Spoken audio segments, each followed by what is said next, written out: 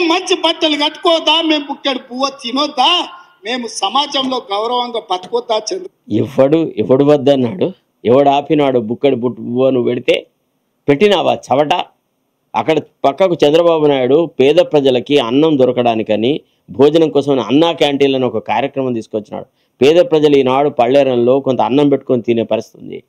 చెయ్యి అట్లాంటి కార్యక్రమం చేస్తాడా? ఈ దద్దమ్మకు ఆ రకంగా పేద ప్రజల మీద ప్రేమ ఉందా? అరే ఏదో పండగలకు మంచో చెడ్డో నాసిరకమో బొందగడ్డో ఏదో ఒక చిన్న ఆర్థికమైన సాయం జరుగుతుండే, అది బంద్ చేసినాడు కదా. బతుకమ్మ చీరలు ఇవ్వకపోతే కనీసం మహిళలకు కొంత ఆర్థికంగానే సాయం చేస్తే ఇంత బాగుండు. ఇన్ని మహిళలకు సంబంధించినటువంటి పండగలు జరిగినాయి కదా, ఎక్కడన్నా ఇచ్చినాడా? ఇక ఇప్పుడు రేపు 4 రోజులు అయిన తర్వాత రంజాన్ ఫెస్టివిటీస్ వస్తాయి, వాళ్ళకేమైనా చేస్తావా? ఏం చేయడు, ఉత్త ఊకదంపుడు ఉపన్యాసాలు తప్ప ఇతరత్రం ఏం చేయడు. విద్యార్థులు అయితే చచ్చిపోతూనే ఉన్నారు. రోజు నువ్వు న్యూస్ పేపర్ ధరిస్తే ప్రైవేటు విద్యా సంస్థల లోపల విద్యార్థులు ఫ్యాన్లకు ఉరి వేసుకొని చచ్చిపోతున్న వాళ్ళ సంఖ్య అసలు తగ్గడం లేదు. చెట్ల దండుకుంటున్నారు ప్రైవేటు విద్యా సంస్థలు ప్రజలని. ఇవాళ ఒక రిక్షా కార్మికుడికో ఒక చిన్న ఉద్యోగం చేసుకునే వాడికో ఒక మంచి బళ్ళో వాళ్ళ కొడుకునో కూతురునో చేర్చే అవకాశం ఉందా? విద్యా వ్యవస్థ ఎంత నాశనమైంది, హెల్త్ వ్యవస్థ ఇంకెంత నాశనమైంది. ప్రధానమైన అంశాల మీద దేని మీద మాట్లాడి చవట. ఎంతసేపు 30 నిమిషాల ఉపన్యాసం ఇస్తే 20 నిమిషాలు కేసీఆర్ కుటుంబం మీదనే మాట్లాడతాడు. అంటే ఈయనకు తద్దినం మంత్రం తప్ప ఇంకోటి ఏది రాదు. కాబట్టి ఈయన తద్దినపు శాస్త్రి. ఇతని పేరే ఇక నుంచి రేవంత్ రెడ్డి అనే పేరు పెట్టే బదులు ఈయన పేరు ఇక నుంచి మనం నామకరణం చేస్తాం. ఈయనకేందంటే తద్దినపు శాస్త్రి. ఈయన ఏడ మాట్లాడినా కానీ ఈయనను ఓహో తద్దినపు శాస్త్రి వచ్చినాడా అని అనుకోవాలి. అంటే ఈయనకు వచ్చిన మంత్రం కాదు ఒక్కటే, ఇంకా వేరే ఏం మాట్లాడు. అరే సిగ్గు ఎగ్గుండాలయ్యా, నువ్వు ఒక ముఖ్యమంత్రి అయి ఉండి ప్రతిపక్షాల మీద ఇంత మన్ను పోయడం. మోడీ ప్రతిపక్షాలను తిడితేనేమో తప్పు అంటాడు రాహుల్ గాంధీ. అక్కడ రోజు ప్రతిపక్షాల మీద పడుతున్నాడు, ప్రతిపక్షాలను నిర్వీర్యం చేస్తున్నాడు, ప్రతిపక్షాల ఆర్థిక మూలాల మీద దెబ్బ కొడుతున్నాడు, ప్రతిపక్షాలను మునికి లేకుండా చేస్తున్నాడు, ఈడీ సిబిఐలను వాడుతున్నాడని అక్కడ ఉదరగొట్టే ఉపన్యాసాలు. ఇక్కడికి వస్తే తెలంగాణకు వస్తే రోజు ప్రతిపక్షం మీదనే మంట. ఈ ద్వంద్వనీతి ఎందుకు? ఈ దుర్మార్గపు ఆలోచన ఎందుకు? ఈ మాటలు ఎవడు ప్రశ్నించేవాళ్ళు లేడండి. మరి పార్టీ హైకమాండ్ అసలు బతుకుందా చచ్చిపోయిందా అసలు ఏం జరిగిందో వాడు అయ్యకు తెలియదు.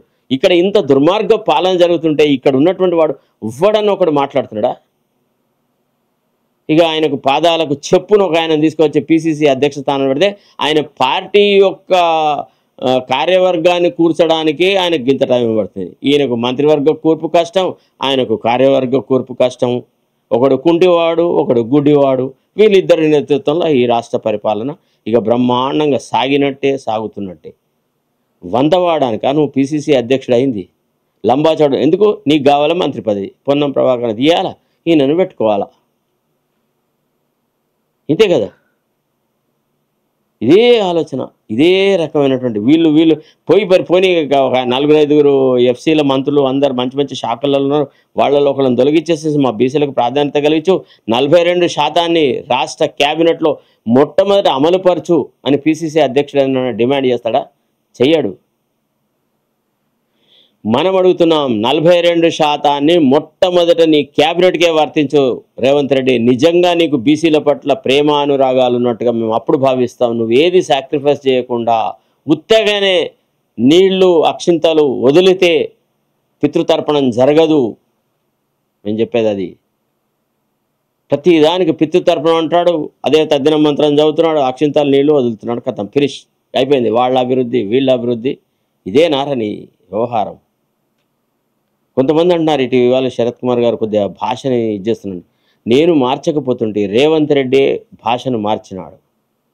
ఏమన్నాడు? సోషల్ మీడియాని గొట్టంగాళ్ళు అన్నారు. అరే చక్కగా సంస్కరించినటువంటి భాషతో మాట్లాడే మేము, ట్రైనింగ్ తీసుకొని జర్నలిస్ట్గా ఎదిగిన మేము, ఎన్నోసార్లు ప్రజల విషయాలతో ప్రశ్నలు వేసి ప్రభుత్వాలను గడగడలాడించిన జర్నలిస్టులను పట్టుకొని నువ్వు గొట్టంగాళ్ళు అని నువ్వు మమ్మల్ని వయసు తారతమ్యత లేకుండా, మా అనుభవాన్ని దృష్టిలో పెట్టుకోకుండా, మా నిబద్ధతను దృష్టిలో పెట్టుకున్న నువ్వు మా మీద మన్ను పోస్తే నీకేం గౌరవం? నీకే భాష వస్తుందో ఆ భాష మాకు రాదా? ఇంకా ఇంకా మొత్తం కంప్లీట్గా సిగ్గుతో తల వంచుకునేటట్టు ఎక్కడ మాట్లాడలేని దుస్థితిని మేము తీసుకురాగలము. ఈ తద్దినపు శాస్త్రి మాట్లాడే భాష విని విని విసుగు వచ్చేసింది అనమాట. ఈ రోజు నుంచి రేవంత్ రెడ్డి యొక్క నామకరణం మారిపోయింది. ఇంతకుముందు పీర్ పిప్పిరిగాడు అది ఇది అంటుండే కదా, అది తీసి పారేసినాం. ఇక నుంచి ఈయన పేరు తద్దినపు శాస్త్రియే. మనం ఐరన్ లెగ్ అంటే వాడు ఐరన్ లెగ్ అని మొదలెట్టినాడు, ఆ వాడు మనని కాపీ చేసేటోడు.